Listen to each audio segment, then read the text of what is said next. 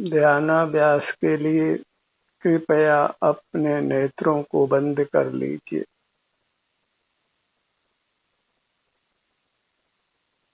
ध्यानाभ्यास में हम अपने ही आनंद को भोगते हैं और अपना आनंद अतीन्द्रिय है, इसलिए उसके भोग के लिए इंद्रियों की आवश्यकता नहीं है। इंद्रियों से बाह्य पदार्थ ही मूर्त पदार्थ ही जाने जाते हैं जो सुख स्वभावी नहीं है। हम उनको भोगने का यत्न करते हैं तो सुख नहीं मिलकर दुख ही मिलता है। हम ही आनंद स्वभावी हैं, इसलिए अपने प्रति भोक्ता भाव जगाइए, अपने भोक्ता बनिए। अपने भोक्ता अर्थात आनंद के भोक्ता, उसी से हमारा आनंद भोजी स्वभाव प्रकट होता है। हम आनंद भोजी होते हैं। पर पदार्थों के प्रति सर्व ही परिणामों को छोड़िए। उनके प्रति ज्ञातृत्व का भाव, कर्तृत्व का भाव, स्वामित्व का भाव, भोक्ता भाव, राग द्वेष के भाव, सब के सब ही अनर्थकारी हैं, क्योंकि उससे हम अपने आनंद से विमुख रहते हैं। हमारा आनंद भोजी स्वभाव नष्ट होता है।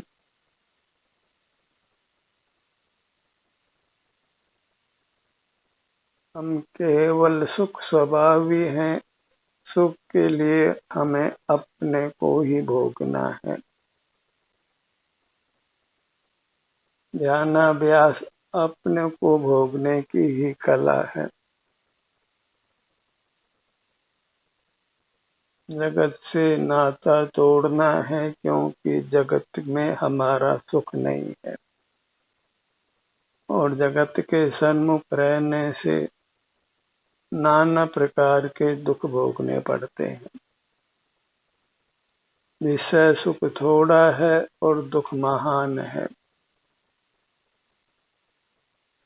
और उत्तम सुख की प्राप्ति तो बिल्कुल नहीं है। यदि आप स्वस्थ रहना चाहते हैं, सुखी रहना चाहते हैं, तो अपने ही आनंद को भोगिए। विषयों के आनंद को छोड़ना है। विषयों का आनंद ही भयावह है। मूर्त पदार्थ में स्पर्श, रस, गंध, वर्ण और कदाचित शब्द होता है। उस सब को भोगना नहीं है, क्योंकि उनमें सुख किंचित भी नहीं है। सुख का भ्रम मात्र है। सुख केवल हमारा स्वरूप है। इसीलिए परमात्मा की भक्ति भी मोक्ष मार्ग नहीं है, क्योंकि हमारा सुख परमात्मा के पास नहीं है। कुदरत ने हमें ही सुख से पूर्ण बनाया है। अपने सन्मुख होने से ही आनंद का भोग होता है,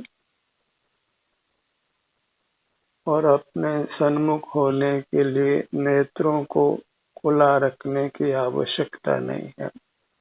अन्य इंद्रियों के उपयोग की आवश्यकता भी नहीं है,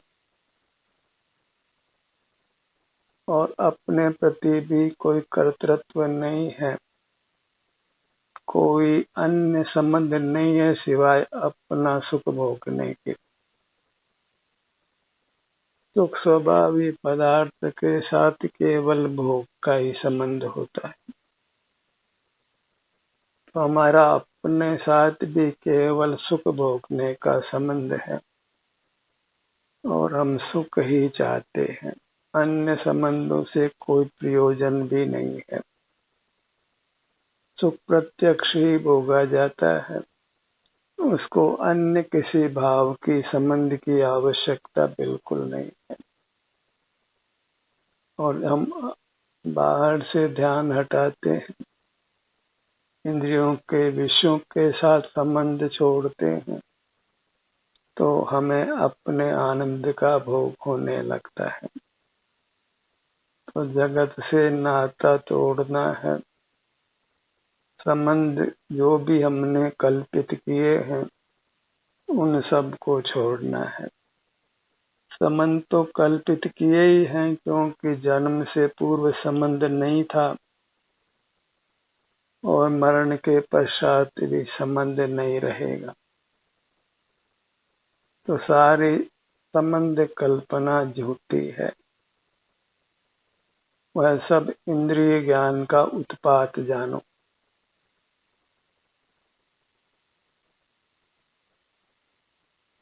सुख की कामना है तो सुख स्वभावी अपनी काया को ही भोगना है।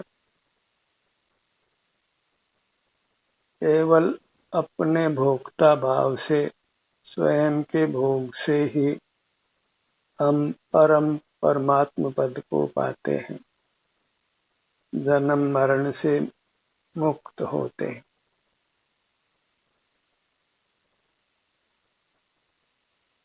और बाहर से ध्यान हटाने पर अपने सिर से पैरों तक हमें शांति का अनुभव होने लगता है।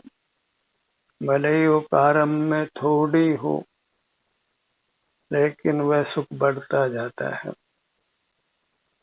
और असीम हो जाता है, अविनाशी हो जाता है। अपने स्वरूप को पाने में क्या कठिनाई। नजर झुकाई और सुख भोग लीजिए। बाहर से दृष्टि हटाना ही अपने सन्मुख होना है। तो इंद्रिय जयी बनिए और उत्तम सुख पा लीजिए। इसलिए इंद्रिय संयम का फल निर्वाण का है, परम पद मोक्ष की प्राप्ति का है। इंद्रिय ज्ञान के निरोध से ही हमें अपने आनंद की उपलब्धि होती है, अपने आनंद का भोग होता है। और जब आनंद होता है तो दुख नहीं होता है, दुखों का नाश होता है। और जब निर्वाण होता है तो जन्म मरण नहीं होता है, सारे दुख मिट जाते हैं। नाना प्रकार के हम भाव करते हैं, उन सब को छोड़कर अपने आनंद को भोगिए।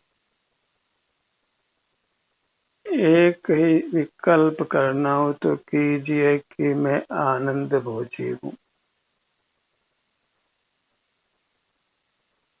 विषय सुख भोगना या दुख भोगना वो मेरा स्वभाव नहीं है। अपनी मूर्त का आनंद उसी का मैं भोगता हूँ।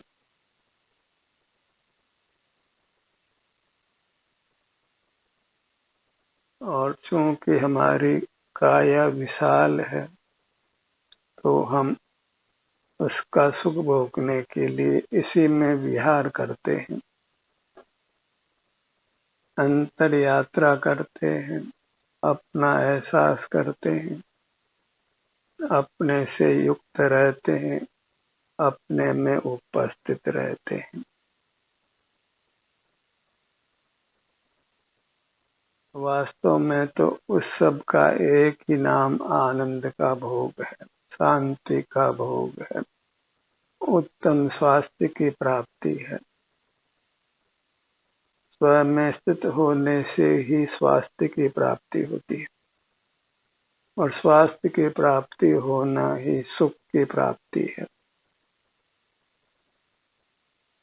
और उस सब से हम आहार, औषधि, वस्त्र, मकान, वाहन, मित्र, परिजन सब की आवश्यकताओं से मुक्त होते हैं।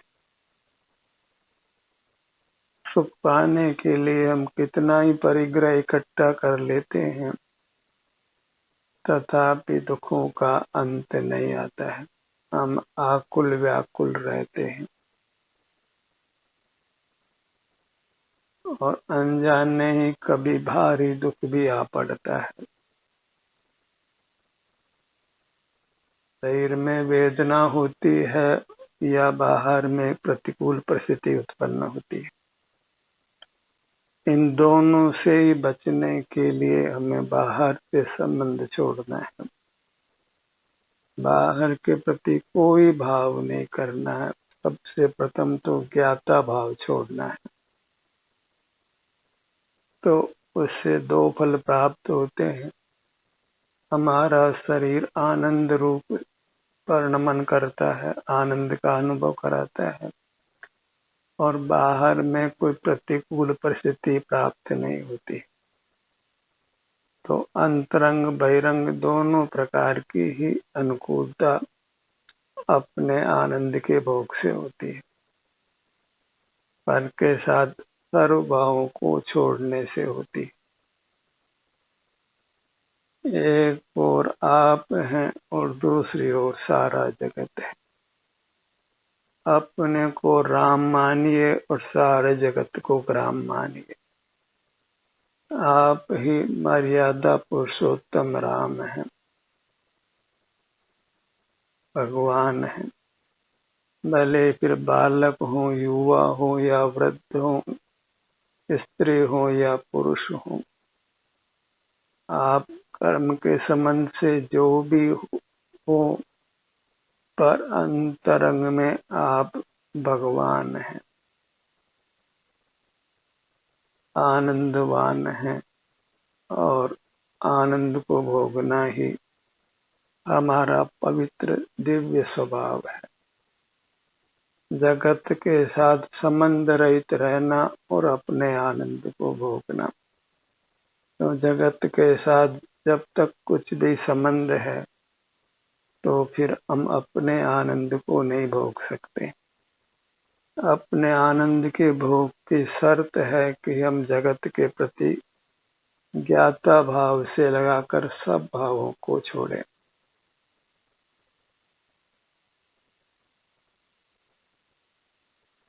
अपने मुहूर्त का लक्ष्य रखिए, माने आनंद का लक्ष्य रखिए। आनंद को ही अपने ध्यान का ध्येय बनाइए। मैं एक आनंद मात्र हूँ। पहचान के लिए भले माता पिता ने कोई भी नाम रखा हो, पर भाव से मैं एक आनंद हूँ। और अपने आनंद को चेतना अनुभव करना, वही मेरा दिव्य स्वभाव है।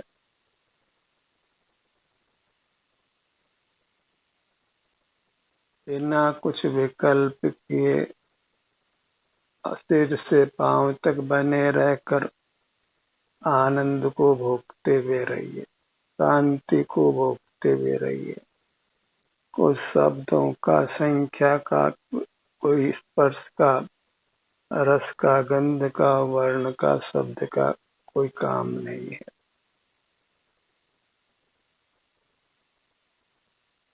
किसी पर का कुछ भी काम नहीं।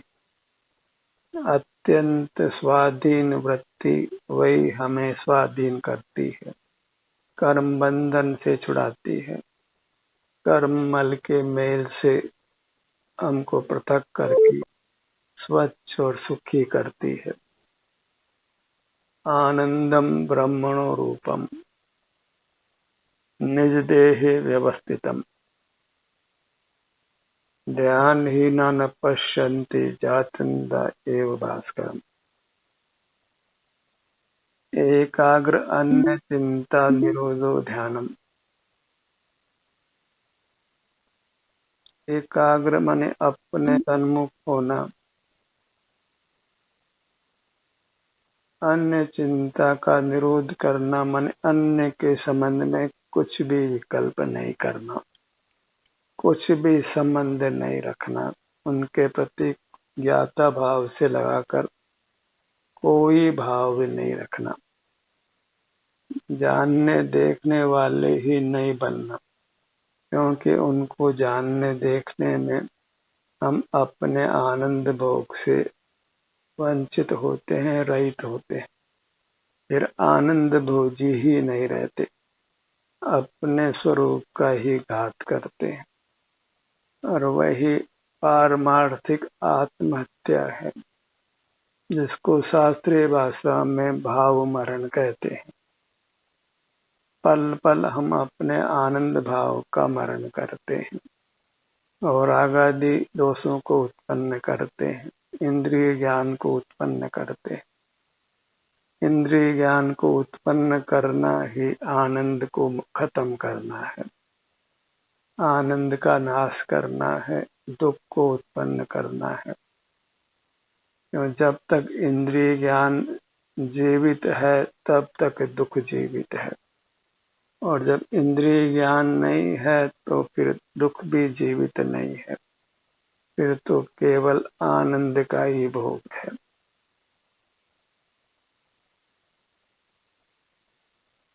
अपने से युक्त रहना है और पर से विभक्त रहना है, पर के साथ कुछ भी संबंध नहीं। ये केवल बोलने सुनने जितना नहीं है। जब कुछ भी संबंध नहीं है तो ज्ञाता संबंध भी नहीं है। तो मैं जगत का जाननहार देखनहार हूँ, ये सबसे विपरीत चिंतन है, क्योंकि जगत के जाननहार देखनहार बनने से जीव अपने से विमुख रहकर आनंद रहित होता है, दुखवान होता है, संसारी होता है, फिर नाना दुखों को भोगता है। मैं जाननहार देखनहार नहीं हूँ, ज्ञायक नहीं हूँ, मैं तो एक आनंद भोजी हूँ। या तो ज्ञायक बनिए ज्ञेयों के मन बाह्य पदार्थों के, या फिर अपने आनंद को भोगिए। ज्ञायक भाव में ही समग्र संसार खड़ा है, सारा दुख खड़ा है। आज तक ज्ञायक ही रहा है, ज्ञायक भाव के साथ ही सारे संबंध खड़े होते हैं।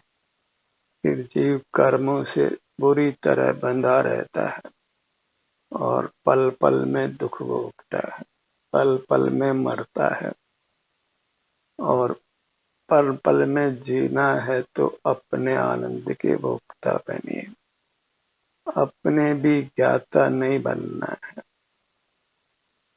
केवल अपने आनंद के भोक्ता बनिए।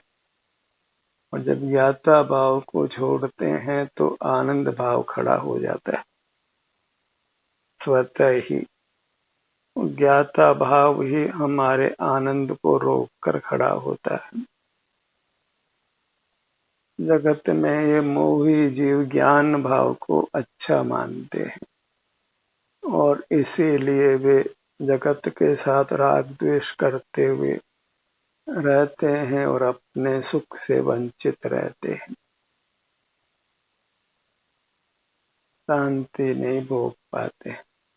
पुण्योदय से कदाचित शरीर में स्वास्थ्य मिले तो कुछ सुख सा लगे, पर वह स्थायी नहीं होता है।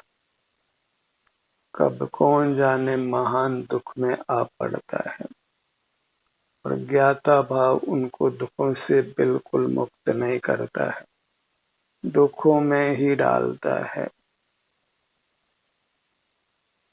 ज्ञाता भाव के साथ पूरी तरह बंधन खड़ा है, और जब अपने ही आनंद को भोगते हैं ज्ञाता भाव छोड़ने से, तो फिर वह आनंद बढ़ता हुआ पूर्ण हो जाता है।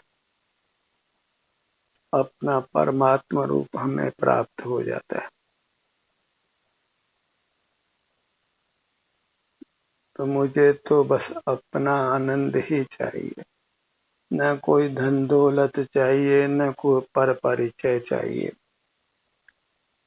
बाहर का कुछ भी सुख नहीं चाहिए, कुछ भी सामग्री नहीं चाहिए, ये 5 इंद्रियों वाली मूर्त काया भी नहीं चाहिए, मूर्त हाथ पांव वाली काया भी नहीं चाहिए। तो मूर्त काया के साथ होने वाले काम भी हमको नहीं चाहिए, न काय चेष्टा चाहिए, न वचन चेष्टा चाहिए, न इंद्रिय व्यापार चाहिए, न फिर मन के विचार चाहिए, न कुछ स्मृति चाहिए।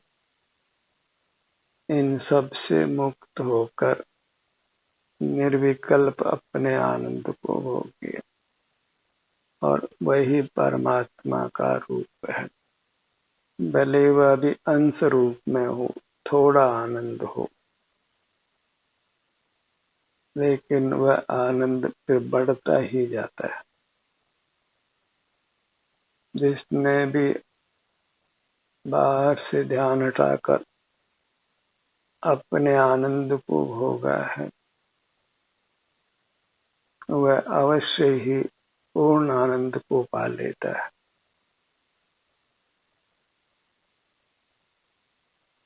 और जब ध्यान करने का हम प्रयत्न भी करें तो फिर अपने ध्यान को अपने सिर से पैरों तक लाइए, एक एक अंग पर अपने ध्यान को लेकर जाइए।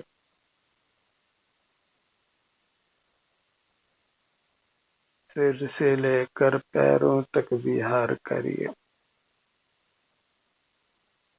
इसी को तीर्थ यात्रा मानिए, एक एक अंग को तीर्थ मानिए, और अपने अंग उपांग जो अमूर्त हैं वे ही सच्चे तीर्थ हैं। जिससे तिरा जाए उसको तीर्थ कहते हैं। अपने सन्मुख होकर ही जीव संसार समुद्र को तीरता है, इसके पार उतरता है। इसलिए अपने सब अंग उपांगों को तीर्थ क्षेत्र मानिए। अपना क्षेत्र ही तीर्थ है, इसका हर भाग हर क्षेत्र तीर्थ है, और इसका अतिशय आनंद है। अतिशय आनंद होने से हमारी काया ही अतिशय क्षेत्र है। आनंद की कोई सीमा नहीं है, क्षेत्र से ही सीमा है, भाव से जो आनंद है उससे कोई सीमा नहीं है। लोक में हीरा छोटा सा भी हो और बहुमूल्य धातुएं छोटी हो तो भी बहुत मूल्यवान होती। उद्गल पिंड भले पहाड़ जैसा महान क्यों न हो, और हमारी काया कुछ फिट मात्र हो, तो भी हमारी काया भाव से महान होने से महान है। बड़ा हुआ तो क्या हुआ, जैसे पेड़ खजूर। क्षेत्र की महानता का कोई फल नहीं है, फल है भाव की महानता का, और हमारा भाव आनंद है, और आनंद से बड़ा भाव कोई दूसरा नहीं है। कहो तो आनंद ही एक उत्तम भाव है, अन्य भावों में उत्तमता नहीं है, वे अनुत्तम हैं, हेय हैं, ग्राह्य नहीं है, त्याज्य है। अपनी मूरत निहारो चेतन, वह निहारना भोगने के अर्थ में ही है। अपनी मूरत को ही भोगिए, क्योंकि अपनी मूरत आनंद रूप है, तो अपने आनंद को ही भोगिए। मैं रहूं आप में आप लीन, जो करो हो जो स्वाधीन। यही करने से जीव स्वाधीन होता है, मुक्त होता है, परमात्मा होता है।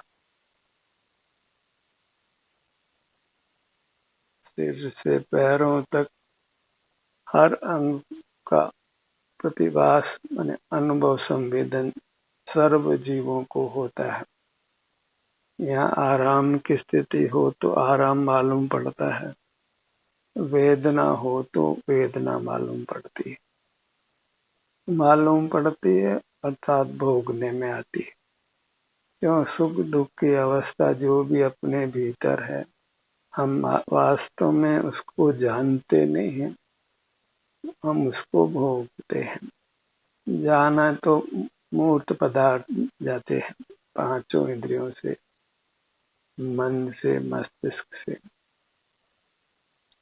तो मूर्त पदार्थों को जानना नहीं है, और आपको जाना नहीं जाता है, आपको भोगा जाता है। क्योंकि हमारे में स्पर्श नहीं है, रस नहीं है, गंध नहीं है, वर्ण नहीं, कोई ध्वनि नहीं है, इसलिए हम ज्ञान के विषय नहीं है। हम तो आनंद रूप हैं, इसलिए केवल और केवल अपने भोग के विषय हैं। हमें अपने को भोगना है, अर्थात आनंद को भोगना है। अपने किसी भी क्षेत्र में आकर आनंद भोगिए।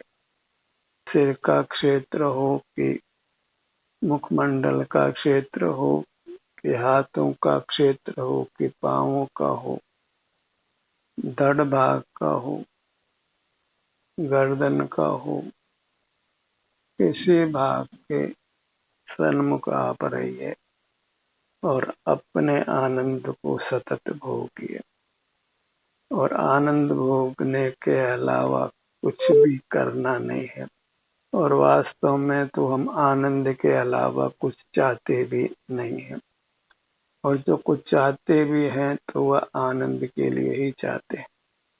और पर से जो आनंद चाहते हैं तो उस चाहत की कभी पूर्ति होने वाली नहीं। इसलिए पर से आनंद पाने की इच्छा को छोड़कर अपने आनंद को ही भोग, अपने से ही आनंद भोगिए। क्यों संसार में भटकना है, बहिर्मुख रहकर क्यों अपने को पीड़ित करना है। दया धर्म का मूल है, और दया हम अपने पर ही कर सकते हैं। दूसरे पर दया की जाती तो परमात्मा सबको सुखी कर देते, किसी को किंचित भी दुखी नहीं रहने देते, पर वह कदापि संभव नहीं है। ध्यानाभ्यास का ये सत्र यहीं समाप्त होता है। आपकी सहभागिता के लिए धन्यवाद।